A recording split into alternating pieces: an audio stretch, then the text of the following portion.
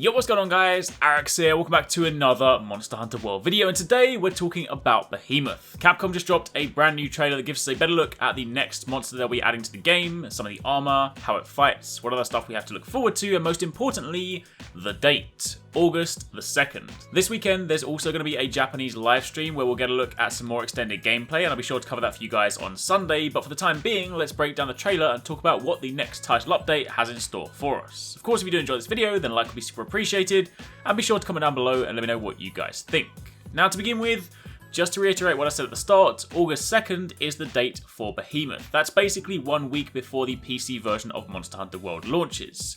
At this stage, I have no idea what that means for PC players. If I had to hazard a guess, I'd imagine you'll get this event likely a little later, since it's not something you better do at the start of the game anyway. But Capcom have said that the PC version will also get the event quest that console versions have had, so rest assured, this is something you'll get, just likely at a later date. But turning our attention to the trailer, there's a lot of cool stuff to talk about here. What we originally thought was just going to be Behemoth, it seems that there's a few other things that'll be going on too, so let's start from the beginning. The trailer shows the Aetheryte, a crystal synonymous with Final Fantasy, actually appearing in the game world. We also see a Moogle, in this context looking more like an NPC, but he's hoping for Moogle Palico gear as well. And then we see Kuliyaku holding the Aetheryte and clearly doing something he's not supposed to, but more on that a little bit later. We then switch focus to Behemoth in Eldest Recess, and this guy is pretty big. To be clear, since it takes place on a regular map, we are still looking at a regular monster, so to speak. This isn't a siege quest like Call of Taroth, and nor is it one of those big elder battles like Xeno or Zora, but regardless, he's still big. The trailer then jumps over to the Gathering Hall to give us a look at the armor, and this looks super cool. If any of you guys have played Final Fantasy XIV, then this appears to be the Dragoon armor, and the weapon in this case is an insect glaive, which of course aligns quite nicely with the Dragoon spear or pike, a weapon typically used by that class. Forgive me, by the way, if I get any of the Final Fantasy references a little bit wrong. I only played 14 very briefly, so I'm not an expert, but either way, the armor looks pretty sweet. We don't get a super clean look at it from all angles, but you'll see it throughout the trailer. Now, one of the super cool things about this armor is that the Kinsect isn't actually a bug. In the idle form here, it appears as this blue energy circling the player's arm, and then a little bit later, you'll see it in action. But either way, the armor does look pretty sweet, and again, here's hoping that the skills are good too. Switching back over to the battlefield, you can get a good sense of scale when you see the hunters battle the Behemoth. He's definitely a big boy. And then we have the hunter in the middle wearing that sweet new gear, dishing out those spicy insect glaive combos.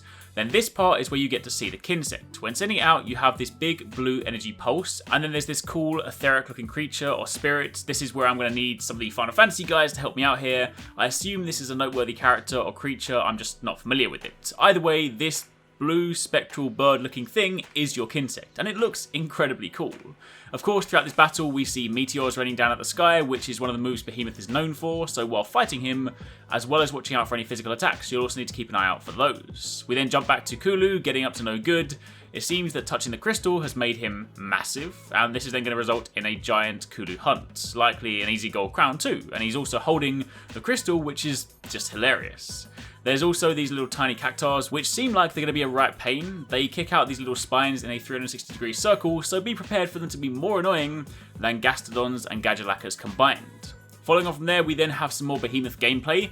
We see his lightning attack, another move he's known for, and then to round it out, he also has his huge meteor ability, which looks like a Teostra Supernova cranked up to the max. Safe to say, when this hits the ground, you are not going to want to be anywhere near.